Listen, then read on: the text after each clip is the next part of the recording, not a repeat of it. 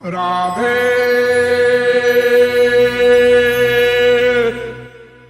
ज्योतिष तो अपूर्ण है, लुप्त सा है। कोई गणित तो है, फलित सब लुप्त सा है। भृगु संहिता सैकड़ों हो गई हमारे देश में, तो उससे कोई लाभ नहीं। भविष्य बताने से कोई लाभ नहीं, भविष्य बनाने से लाभ है। और भविष्य बनाना माने भगवान की उपासना करना, बस और कोई मार्ग नहीं।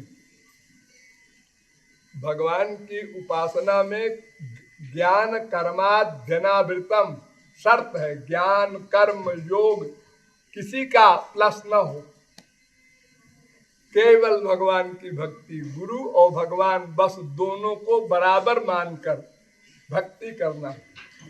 यस्य देवे परा भक्तिर यथा देवे तथा गुरु। वेद कहता है जैसी भक्ति भगवान में हो ऐसी ही भक्ति गुरु में हो। बस और किसी देवी देवता के पास जाने की जरूरत नहीं। भगवान हर देवी देवता के अंशी हैं और सब उनके अंश हैं, नौकर चाकर हैं।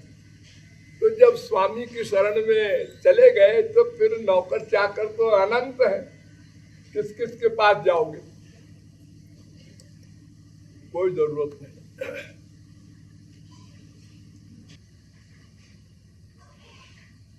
आजकल जो कर्मकांड होता है वो तो कोई पंडित वेद मंत्र का उच्चारण नहीं कर सकता, सब ऐसे ही बोलते हैं। रात रसी रेखा पुरुखा ऐसे बोलते हैं। उसमें एक एक अक्षर में स्वर होता है। जैसे गायत्री मंत्र है, अब गायत्री मंत्र याद तो तमाम लोगों को है, लेकिन वैसे बोलना पाप है, अपराध है, दंड मिलेगा। ऐसे जब करे तत्सवितुर्वरेण्यम भर्गो देवस्य, ऐसे नहीं बोल सकते। उसका कायदा है तत्सो वितुर्वरेण्यम भर्गो देवस्य धीमहि धियो यो न प्रचोदयात्। ऐसे स्वर होते हैं वेद मंत्र में। तो ऐसा न करने से एक राक्षस ने यज्ञ कराया, इंद्र शत्रु विवर्धस्व, ये मंत्र था। उसका मतलब था कि इंद्र का शत्रु बढ़े तो इंद्र मारा जाए। और ऋषि मुनियों को पकड़ के ले आया, जबरदस्ती की यज्ञ करो।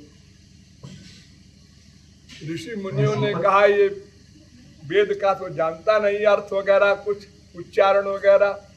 तो उन्होंने आद्युदात्त की जगह अंत्योदात्त लगा दिया ऋषि मुनियों ने।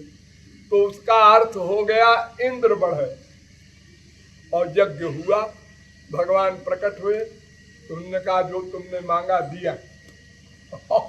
युद्ध हुआ, राक्षस मारा गया। तो मरते समय उसने कहा महाराज मैं भी तो आपकी संतान हूँ, आपने वर दिया था और अब आप हमको मरवा रहे हैं। भगवान ने कहा भाई तुम्हारे वेद मंत्र का अर्थ यही होता है। उन्होंने कहा ये तो ऋषि मुनियों की गलती है। तो ऋषि मुनि तुम ही तो लाए हो, तो तुम्हारी जिम्मेदारी है। तो ये बड़ा असंभव है, कलयुग क्या बड़े और युगों में भी इतने कठोर नियम है। और फिर सबसे बड़ी बात क्या, उसका फल क्या है? कुछ दिन स्वर्ग में जाएंगे, वहां भी काम क्रोध लोभ मोह सब है, जैसे हमारे संसार में।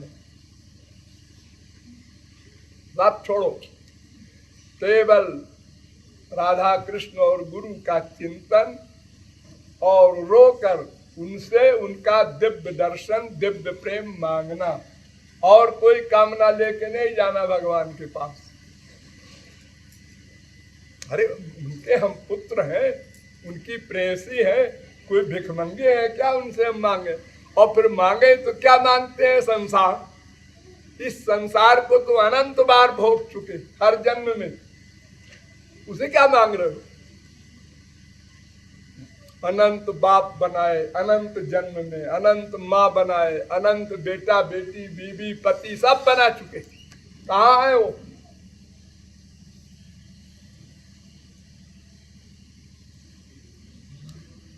जिसको बनाना चाहिए उसको नहीं बनाया, बाकी सबको बनाया अपना। और किसी ने साथ नहीं दिया। जब तक वो माँ बाप भाई बीवी पति रहते हैं तब तक स्वार्थ का संबंध रहता है, और जब जिसका टाइम हो गया वो अपना नमस्ते संसार से चला गया। अब बाकी लोग रोते रहो। केवल भक्ति करो, और भक्ति करने में कोई प्रॉब्लम नहीं। रूप ध्यान प्रमुख है। मन से बनाओ रूप ध्यान, जैसी इच्छा हो। छोटे से ठाकुर जी, बड़े से ठाकुर जी, बूढ़े ठाकुर जी, जैसी इच्छा हो।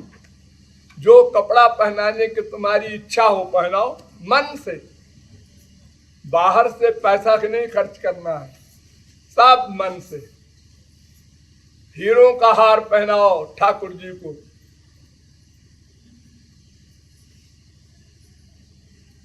मन ही उपासक है। शरीर इंद्रियों की उपासना नहीं है, वो तो एक्टिंग है, फिजिकल ड्रिल है।